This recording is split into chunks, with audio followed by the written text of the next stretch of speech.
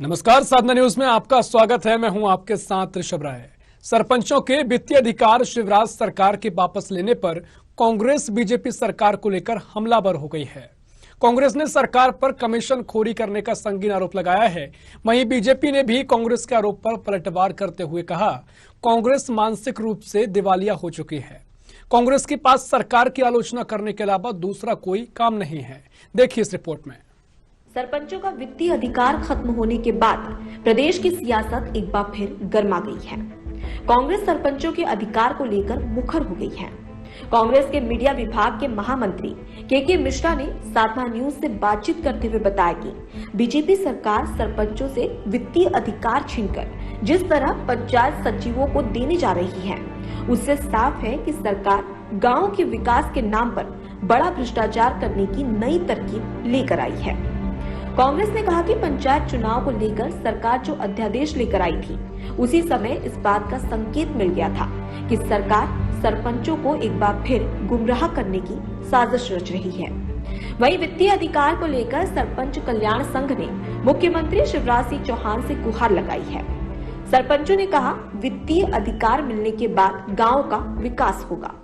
सरकार पहले तो पंचायत चुनाव करवाना ही नहीं चाहती थी, विसंगतियां लेकर खुद आई, चुनाव नहीं हुए। और अब जब उन्होंने सोचा कि सरकार चुनाव नहीं करवा पा रही तो सरपंचों को वित्तीय अधिकार दे दिए जाएं। जब मालूम पड़ा कि उसका कमीशन ऊपर तक नहीं पहुंचेगा तो वो अधिकार छीन लिए गए। तो यहाँ मध्य प्रदेश में सरकार नहीं सर्कस चल रहा है कि सरकार अपने पारित आदेशों को 2 दिन बाद भी वापस लेने में कोई गुरेज नहीं कर रही है।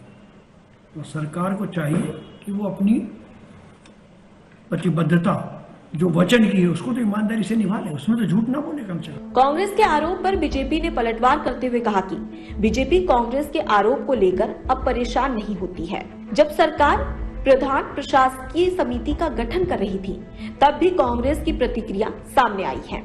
कांग्रेस पर निशाना साधते हुए कहा कि कांग्रेस अब बौद्धिक रूप से दिवालियापन की शिकार हो चुकी है। देखिए, कांग्रेस पार्टी पूरे देश प्रदेश में बौद्धिक दिवालियापन का शिकार है। जब ये प्रधान प्रशासकीय समिति बनी थी तब कांग्रेस पार्टी को आपत्ति थी कि भारतीय जनता पार्टी की सरकार ने ऐसा क्यों कर दिया। जब आचार संहिता का समापन हुआ और समिति दोबारा अस्तित्व में आई तब कांग्रेस पार्टी ने विरोध किया कि अधिकार क्यों दे दिया। अब यदि नियम के तक के आधार पर यदि सरकार कोई निर्णय को परिवर्तन करती हो तो अब कांग्रेस को उसमें आपत्ति है। तो हम कांग्रेस की आपत्ति को लेकर चिंतित नहीं है। भारतीय जनता पार्टी सरकार की मंशा स्पष्ट है कि कांग्रेस की हाईकोर्ट सुप्रीम कोर्ट की गतिविधियों के चलते ये पंचायत चुनाव की प्रक्रिया बाधित हुई।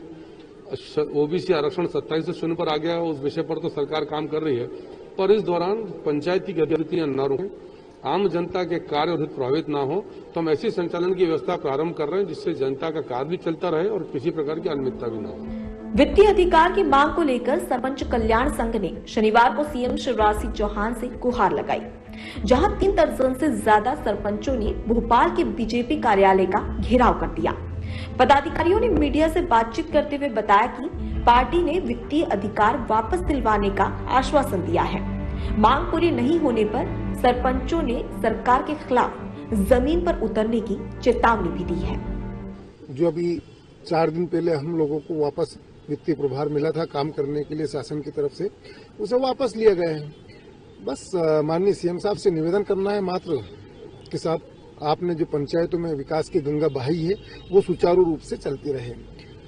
अभी सुना है कि सचिव और पीसीओ को चार्ज दिया जा रहा है प्रशासक के रूप में, तो हम आपके माध्यम से माननीय सीएम साहब से और सरकार से कहना चाहते हैं कि ये लोग इतनी अच्छी तरीके से ग्रामीण क्षेत्र में काम नहीं कर पाएंगे और कहीं न कहीं विकास का पहिया रुकेगा, जिससे कि सीधा सीधा सरकार के ऊपर प्रभाव पड़ेगा। हम ये चाहते हैं कि विकास हो, चुनाव चाहे कल हो जाए, हमें कोई दिक्कत नहीं है। हम इस पक्ष में है कि चुनाव हो जाए, लेकिन जब तक चुनाव न हो हम आपके कंधे से कंधा मिलाकर के व्यवस्थित काम गांव में कर सकें, बचे हुए काम पूरे हो जाए, तब तक के लिए हमें वापस वित्तीय प्रभार या काम करने का दिया जाए।